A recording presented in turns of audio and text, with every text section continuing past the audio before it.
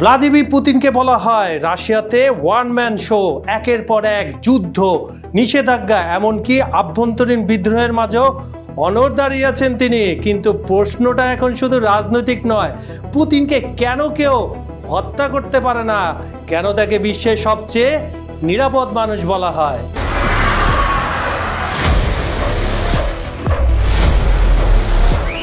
খবর সংযোগের behind the সিনে আমরা বিশ্লেষণ করব রাশিয়ার প্রেসিডেন্টকে ঘিরে গড়ে ওঠে সেই অদৃশ্য সুরক্ষা বলয়, এর আসল গল্প। তাহলে চলুন আমার সঙ্গে পুতিনের দেশে ঘুরে আসি।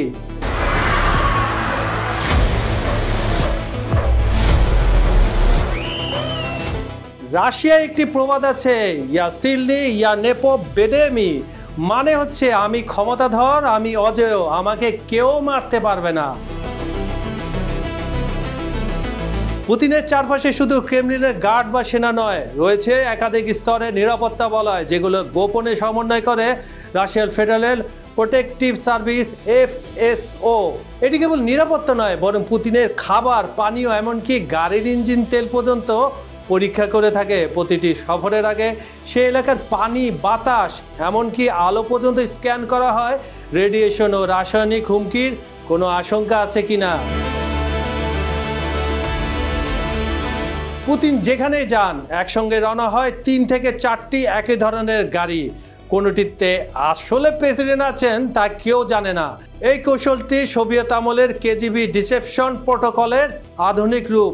এমনকি পুতিনের ব্যক্তিগত বিমানেও প্রায় ডামি ফ্লাইট পরিচালনা করে, যাতে হামলাকারীরা বিভ্রান্ত হতে পারে।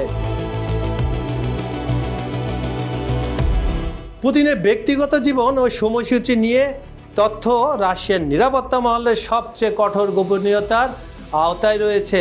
তিনি কোথায় ঘুমান, কোন পথে অফিসে যান, এমনকি তার প্রিয় খাবার জানে কেবল অল্প হাতে গোনা কয়েকজন নির্ভরযোগ্য কর্মকর্তা।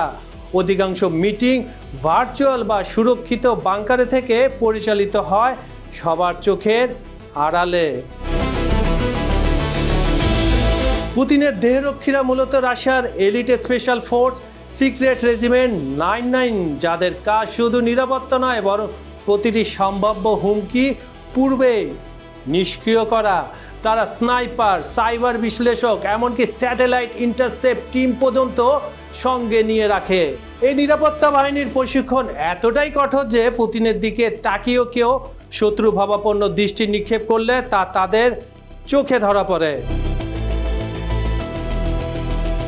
বহু আন্তর্জাতিক বিশ্লেষক বিশ্বাস করেন পুতিনের অন্তত 2 বা 3 জন বডি ডাবল রয়েছে। এই কৌশল কেবল জনসমক্ষে উপস্থিতি বাড়ানোর জন্য নয়, বরং সম্ভাব্য হামলা ও হত্যা চেষ্টার পথকে বিভ্রান্ত করার জন্য ব্যবহার করা হয়। এই পদ্ধতি অবশ্য দর্শক আপনারা জানেন বিভিন্ন দেশ যেমন নর্থ কোরিয়া এবং মার্কিন যুক্তরাষ্ট্রের প্রেসিডেন্টের বেলাও হয়ে থাকে বলে গুজব রয়েছে। ফলে এমনকি গোয়েন্দা সংস্থাগুলো নিশ্চিত হতে পারে না যে পুতিনকে দেখা যাচ্ছে তিনি আসল পুতিন কিনা। পুতিনের গাড়ি, অফিস এবং ব্যক্তিগত আবাসে ব্যবহৃত হয় এমন ইলেকট্রনিক জ্যামিং সিস্টেম যা ড্রোন, স্যাটেলাইট সিগন্যাল বা রিমোট কন্ট্রোল ডিভাইসকেও সম্পূর্ণভাবে ব্লক করে দেয়। তার মিটিংয়ের সময় সব যোগাযোগ লাইন সাইবারভাবে এনক্রিপ্টেড থাকে। পশ্চিমা গোয়েন্দা সংস্থার একাধিকবার প্রচেষ্টা সত্ত্বেও তার অবস্থান নির্ধারণ করা যায়নি। বহুবার চেষ্টা করেছে মার্কিন যুক্তরাষ্ট্রের সিআইএ, কিন্তু তারা ব্যর্থ হয়েছে। রাশিয়ায় পুতিন শুধু একজন প্রেসিডেন্ট নন, তিনি একটি সিস্টেম। তার অনুপস্থিতি মানে সেই সিস্টেমের পতন, যা রাশিয়ার নিরাপত্তা ও ক্ষমতার কেন্দ্রীয় স্নায়ুতন্ত্রকে ঝুঁকিতে ফেলবে। আর এর সবচেয়ে বড় কারণটি রাজনৈতিক। রাশিয়ার গোটা নিরাপত্তা কাঠামো পুতিনকে ঘিরেই কাজ করে। তাকে অক্ষত রাখাই রাষ্ট্রীয় নিরাপত্তার প্রথম শর্ত।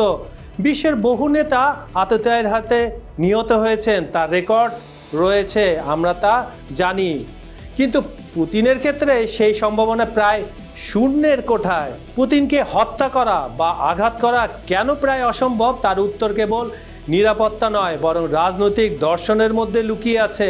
তিনি নিজেকে এমন এক অবস্থার কেন্দ্রে স্থাপন করেছেন যেখানে তাকে বাদ দিলে রাশিয়ার রাষ্ট্রীয় ভারসাম্য ধসে পড়বে।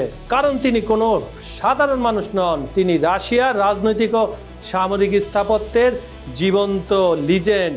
এ কারণে পুতিনকে হত্যা করা মানে এক ব্যক্তিকে নয়, বরং পুরো রাশিয়াকে আঘাত করা, এবং সেটি করতে সক্ষম শক্তি আজও পৃথিবীতে কেউ হয়ে ওঠেনি বলে বিশ্লেষকরা মনে করেন।